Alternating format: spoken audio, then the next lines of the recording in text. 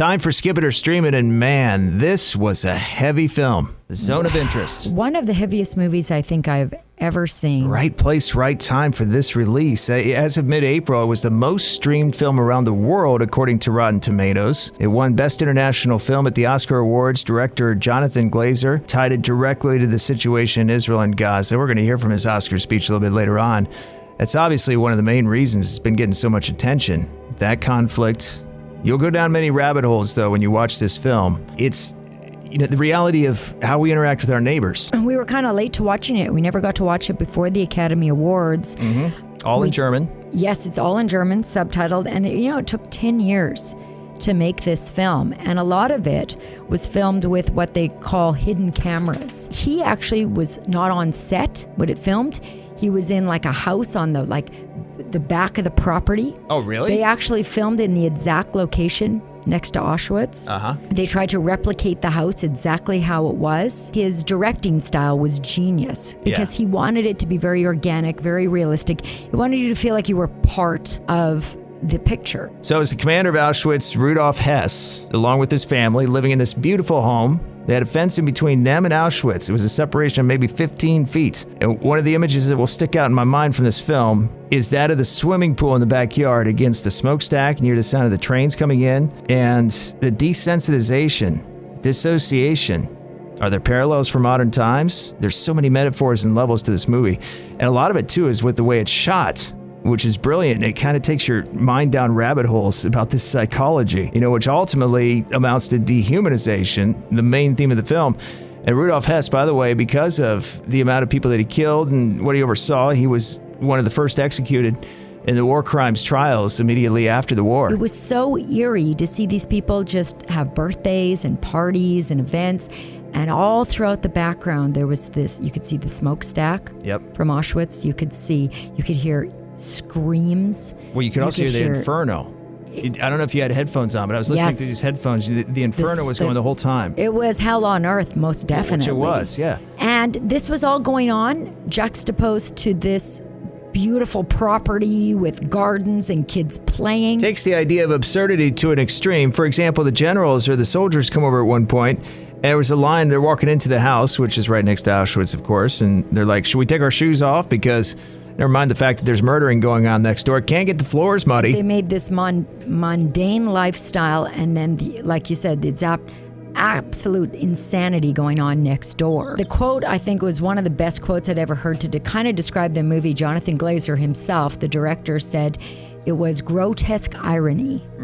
So it was like two absolutely different worlds going on right next door to each other, and you never see anything that goes on in Auschwitz. They didn't show any violence. You hear and you see smoke, but I actually found that more disturbing because they always say your imagination is much more powerful than whatever they could replicate or film or try to show. And you're watching them, and it's horrifying. There's this split thing happening, but there's parallels because history always repeats itself, and today the psychology of war is more manifest. The longer time goes on, even though we're seeing these images on our screen, we can dissociate by turning off the phone. It's like people can place themselves in a box and ignore everything else around them. This film has got a lot of buzz right now, and a big part of it is because of the speech that Jonathan Glazer, the director, gave when he accepted his Oscar. All our choices were made to reflect and confront us in the present, not to say, look what they did then, rather look what we do now.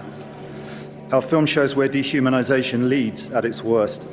It shaped all of our past and present. Right now, we stand here as men who refute their Jewishness and the Holocaust being hijacked by an occupation which has led to conflict for so many innocent people. Whether the victims of October the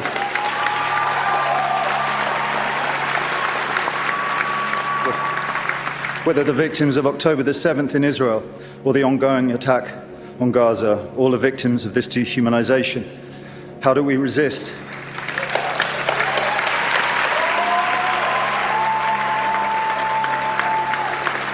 Alexandra Bistron Kaladziejczak, the girl who glows in the film as she did in life, chose to. I dedicate this to her memory and her resistance. Thank you. It was an emotional speech, and you could see it in Jonathan Glazer there as he was on stage. Man, that took some courage to say what was on his mind. And it's inspired emotion in pretty much everyone I've talked to that's seen that. I don't know anyone that hasn't felt something over it. I felt a lot too. I spent 7 years in the Middle East, have many Palestinian friends. I've got a Jewish family history on my mother's side. It goes back to Germany, just like in the film, before World War II, but the family would have got out before then. We're all going to feel something from this. I just want the killing to stop, and dehumanization is what makes it possible by creating these divisions, boundaries, definitions, where you see somebody as less than somehow through those definitions. And that's on large scales like war, but it's also in the office, it's also with your family. Could be any level. Well, he said he almost stopped making the film because he said there was no light in this movie. It was all darkness, right? That's probably why it took so long, too. Yes, and then he added this the girl on the bike. She was like a 12-year-old girl at the time, and she used to ride down. She was part of the Polish resistance, her and her family, and she would hide apples in the mud for the prisoners at Auschwitz. Yeah. And this is based on a real story of a woman named Alexandria, which he dedicated his Academy Award to. And she passed away before the movie came out, but he had a chance to interview her, and she was 90 when she died. And she told the story about how, for some reason, young girls could leave food for prisoners because the guards didn't seem to pay much attention to a young girl on a bike. You know what I mean? Right. So she was able to help some of the people at least get a bit more food because they were being starved to death. It was shot on a night vision camera. Yeah, So she glowed in the movie like an angel. Although this movie is serious, although this is sad, although there's some serious issues in this movie, it's 100% stream it. Zone of interest. It's timely. It's definitely worth a stream. The title, I was like, Zone of Interest. That's what they actually, to dehumanize what they were doing in these areas. Oh, that's right. They didn't really say what it was. They called them concentration camps, or another name, the Zone of Interest. Because if they called it what it really was, it might make people stop and think what they were doing there was wrong.